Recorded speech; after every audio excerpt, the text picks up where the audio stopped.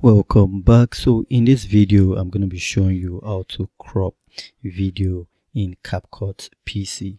This process is super easy, not complicated, and you can easily do it by starting with importing your track. Like we have this track already. The next thing you want to do is to come over here and it says crop ratio.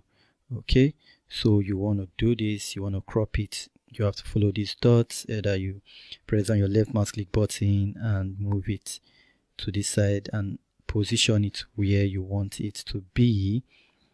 If that's how you want it, you can do that and just position it somewhere like this. So now it gets out all this extra space, and now you have your cropped image, and all you need to do is to confirm. Okay, once you hit confirm, as you can see, it has cut out all this extra space and made it smaller. As you can see now, it's cropped out and we just have the middle part going. Okay, I already showed you how to put your subject in frame, so make sure you watch that lecture if you skipped it and you understand how to do that better. But this is just me showing you how to crop video in CapCut PC. Have a wonderful day. Stay blessed. David loves you.